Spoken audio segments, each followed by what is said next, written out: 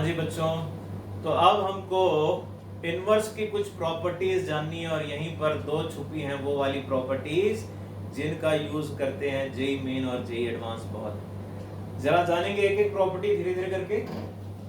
Property number 1 क्या कहती है जरा समझो। प्रॉपर्टी नंबर 1 कहती है, ये हम पहले ही बता चुके हैं, हम ये बताए थे कि fx अगर इन्वर्टिबल है तो उसका इनवर्स यूनिक मिलेगा, यानी inverse of a function must be unique. किसी एक फंक्शन का एक से ज्यादा इनवर्स नहीं मिल सकता। अगर फंक्शन का इनवर्स एग्जिस्ट कर रहा है मतलब वो बाइजेक्टिव है, तो डेफिनेटली वो एक ही होगा, एक से ज्यादा नहीं होगा। ये दिमाग में रखना, कई बार वो दो से लग रहे होते हैं, हम दोनों लिख देते हैं कि एक ये होगा या ये होगा, ऐसी गलती ना करिएगा। दूसरी प्रॉपर्टी क्या कहती है भैया? दूसरी प्रॉपर्टी कहती है कि अगर बाइजेक्टिव फंक्शन का हम इनवर्स ले रहे हैं तो जो इनवर्स आएगा वो भी बाइजेक्टिव ही आएगा। Inverse of a bijective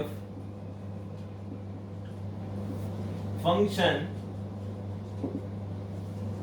must be bijective.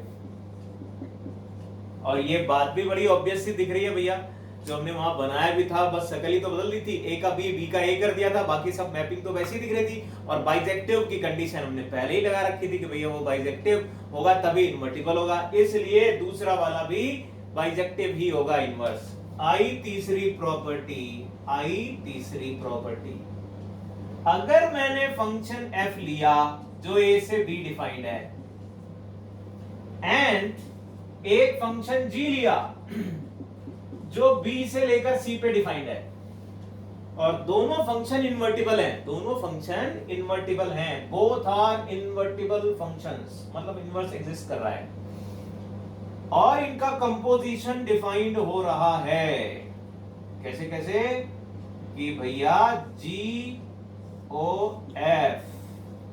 X अगर ये डिफाइंड हो रहा है तो हम कहेंगे इस पूरे का होल इनवर्स होगा इंडिविजुअल के इनवर्स का उल्टा। बात समझो क्या हुआ? होल इनवर्स का मतलब कि ये इस तरीके से, यहां x बाहर लिखते हैं, x अंदर नहीं बाहर होगा, x बाहर। इस पूरे का होल इनवर्स अगर लेंगे, पूरा फंक्शन कंबाइन करके अगर लेने और उसका होल इनवर्स लें तो इसका ऑर्डर बदल जाएगा, और बदलना भी चाहिए, ये तो हम जान भी रहे हैं। अगर थोड़ा सा दिमाग भी लगाओ कि भैया a से b जा रहा है तो इनवर्स करेंगे तो उल्टा हो जाता है, b से a हो जाता है, इस वजह से भी ये बात आपको समझ में आनी चाहिए। ऐसे भी समझ लो, छोटा सा जल्दी से अगर करें तो GOF अगर आप डिफाइंड करोगे तो वो कहां से जाएगा? G मैंने रखा, GF पहले मैंने रखा और वो A से गया और कहां तक गया? C तक गया। लेकिन अगर GOF का होल इनवर्स कर दिया तो वो कहां से कहां गया बेटा? C से लेकर A पे गया। उल्टा हो गया कि नहीं हो गया? यहां पर आओ जरा, F इनवर्स अगर कर रहे हो, F इनवर्स कहां जा रहा है बेटा? F इनवर्स जा रहा है आपका B से लेकर A पे, एंड G इनवर्स कहां पर जा रहा है बेटा? G इनवर्स आपका जा रहा है C से लेकर B पर। अब मैं अगर कंपोजिशन कर रहा हूं F inverse O G inverse, तो बेटा जी ये कहां पर जाएगा? G मैंने पहले अंदर रखा है ना, तो वो C और फिर A। देख लो, इस वजह से भी हम कह सकते हैं कि ये होल्ड करना चाहिए। तो ये आपके दिमाग में होना चाहिए। और अब है वो अगली दो प्रॉपर्टी, जरा देखो, जाओ भैया जाओ, आने दो। हाँ जी देखो अब जरा, प्रॉपर्टी नंबर 4 क्या है भैया? प्रॉपर्टी नंबर 4, प्रॉपर्टी 4 कहती है कि if G is inverse of F, G is inverse of F, यानी y is equal to F X और y is equal to G X, ये एक दूसरे के इनवर्स हैं। तो फिर इनका ग्राफ हर हाल में सिमेट्रिक होना चाहिए y is equal to x के about. y is equal to x के अबाउट सिमेट्रिक होना चाहिए। क्यों, जरा समझो। मैंने बना दिया एक ग्राफ ये, और इसका image y is equal to x के अबाउट इमेज ये आ गई। क्यों मैं ऐसा कह रहा हूं, जरा बात समझने की है, ये पॉइंट बड़ा जरूरी है। हम कह रहे हैं कि फंक्शन का इनवर्स है तो हर हाल में वो मिरर इमेज होंगे एक दूसरे के y बराबर x के।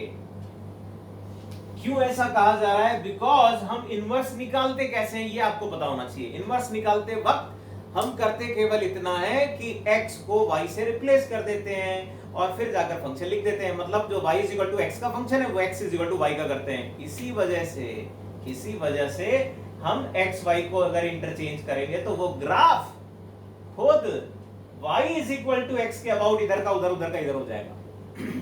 इसलिए हम कहेंगे कि फंक्शन और फंक्शन, अगर ये मैंने लिया है फंक्शन fx तो ये है फंक्शन gx। फंक्शन और फंक्शन का इनवर्स का ग्राफ हर बार सिमेट्रिक होगा y is equal to X line के अबाउट। ठीक, यानी अगर हम ग्राफ कुछ याद करें, एक ln x जो मैंने एग्जांपल लिया है, अगर आप देख पाओ तो मैंने ये दो एग्जांपल के ग्राफ बनाए हुए हैं, ln x और एक है e की पावर x। ये एक दूसरे के इनवर्स होते हैं, अगर आप ड्रॉ करके फाइंड करके देखें, और वो चित्र इस तरीके के बनते हैं। ln x और e की पावर x का ग्राफ मैंने बनाया था। फिलहाल ऐसा कोई भी ग्राफ हो सकता है, वो इस तरीके से बनाया जा सकता है। ठीक है, तो ये एक बहुत गजब की प्रॉपर्टी है जिसपे पूरा एक पार्ट बनाने जा रहा हूं मैं वीडियो का। इसमें कौन कौन से सवाल बन सकते हैं, इसमें बहुत खतरनाक वाली चीजें भी आ जाती हैं, उन सबको मिलाकर वहां बनाएंगे। एक अगला देखो भाई, जरा इसको हटा जाओ देखना जरा। अब अगली प्रॉपर्टी क्या है, number 5। If y is equal to fx and y is equal to gx, ये f a to b and g b to a defined है, are inverse of each other. तो फिर f ऑफ gx, अगर function और function का inverse लिया जाए तो वो उसका कंपोजिशन लिया जाए तो हर बार वो एक आइडेंटिटी फंक्शन बनेगा। आइडेंटिटी फंक्शन मतलब x, जो रखा वही मिल गया। 1 रखा 1 मिला, 2 रखा 2 मिला, 3 रखा 3 मिला।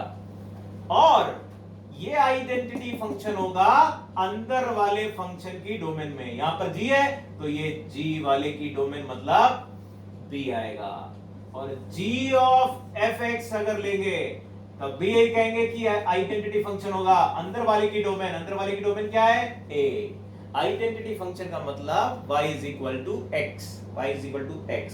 अगर 1 रखा तो 1 मिला, 2 रखा 2 मिला, 3 रखा तो 3 मिला। इस तरीके की बात कुछ है। अब ये वाले पे भी, इसमें तो एडवांस के कई सवाल आए हुए हैं भाई, जो दूसरे चैप्टर के कॉन्सेप्ट को भी मिलाकर पूछे गए, वो यहाँ पर हिट करने की जरूरत है। ठीक है, तो ये कुछ प्रॉपर्टीज बताई, इसमें प्रॉपर्टी रखते हैं। अब ये आखिरी की 2 प्रॉपर्टी के अलग से 2 पार्ट देखो जरा जाकर, उनमें क्या मजेदार सवाल मिल रहे हैं, देखना जरा।